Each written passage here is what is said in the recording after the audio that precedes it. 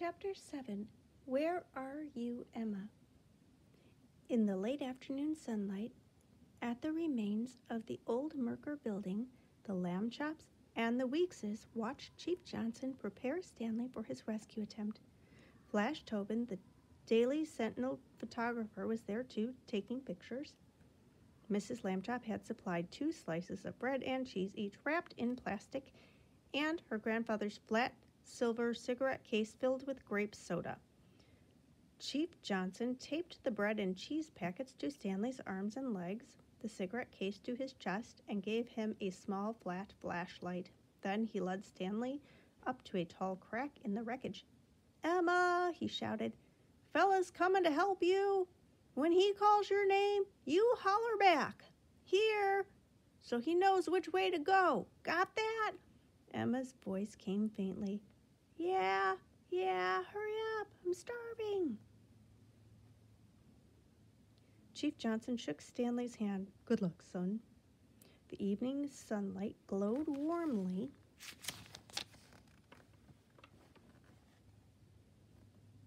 on the red bricks in the fallen building as Stanley stepped close to the crack. Mrs. Lambchop waved to him, and Stanley waved back. How handsome he is, she thought. How brave, how tall, how flat. Stanley took 2 steps forward and disappeared sideways through the crack. A moment later, they heard a shout. "Hey, it's really dark in here." "Hey, it's for horses, Stanley," Mrs. Lambchop called back. "Oh, never mind. Good luck, dear." There was a dark greater than any he had ever known. Stanley could almost feel the blackness on his skin.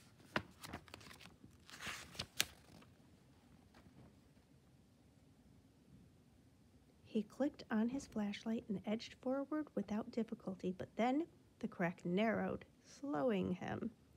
The bread slice on his left leg had scraped something, loosening the tape that held it.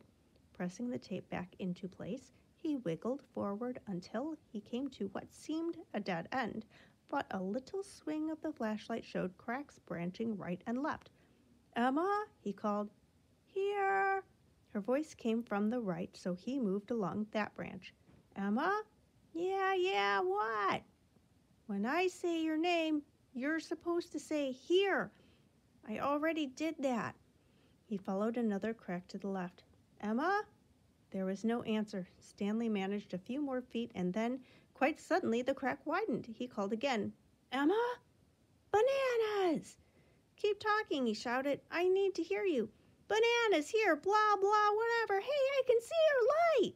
And there she was. The crack had widened to become a small cave, at the back of which sat Emma.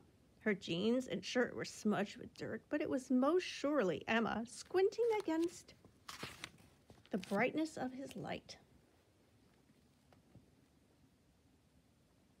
"You," she exclaimed, "from school? The flatty?" "Don't lose your temper," Stanley told himself. "I was the only one they thought could get in here. How are you doing, Emma?"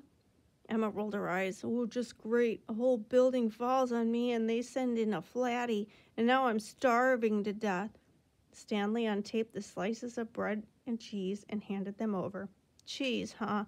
Emma put her sandwich together and took a bite. "I hate cheese. Got anything to drink, Flatty?"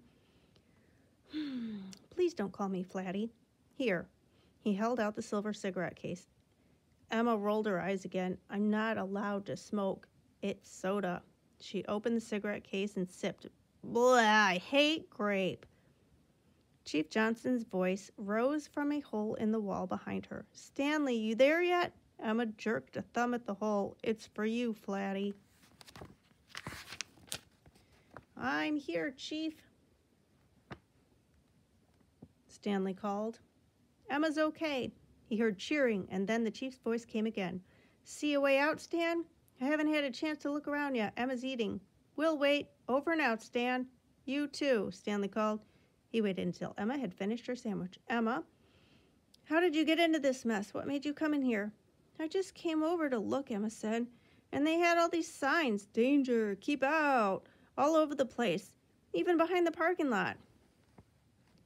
'Keep out, danger, danger.' I really hate that, you know. So there was this door, and it was open, so I went in." She finished the grape soda. "Okay, let's go." Not the way I came in, Stanley said. I could just barely squeeze through. And we have to be careful because I know, Emma interrupted. Chief What's-His-Name kept telling me, don't move around. The whole rest of the building might crash down. So am I supposed to live down here forever? This door you came through, Stanley said. How far did you come to find this sort of cave we're in? Who said anything about far? I just got inside and there were these crashing noises and the whole building was shaking and I fell down right here. The crashing went on forever. I thought I was going to die. Calm down. An idea came to Stanley's head. Just where was the door? Do you remember? Over there somewhere. Emma pointed into the darkness of a corner behind her. Stanley swung his light but saw only what seemed to be a solid wall of splintered boards, rock, and brick. Emma pointed a bit to the left, then right, maybe there, I don't know. Was I supposed to take pictures or something? What difference does it make? We might be just a little bit inside that door, Stanley said, and what we want is to be outside of it. Moving closer to the corner, he saw that a jagged piece of wood protruded at waist level. It came out easily when he tugged, followed by loose dirt. Emma stood beside him.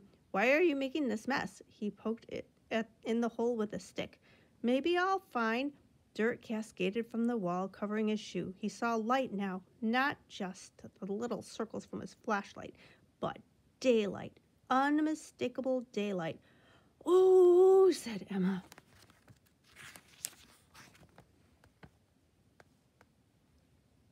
Stanley made a hole still larger, and they saw that a door lay on its side across the bottom of the hole, wreckage limiting the opening on both sides. But it was big enough. They would be able to wiggle through. He ran back to the wall from which Chief Johnson's voice had come. "We're on our way," he shouted. "We'll be back in the courtyard." "Got it," came the chief's voice. "Great work." Stanley turned to Emma. "Let's go." "I'll get all dirty, silly," Emma said. "Maybe we could just come on."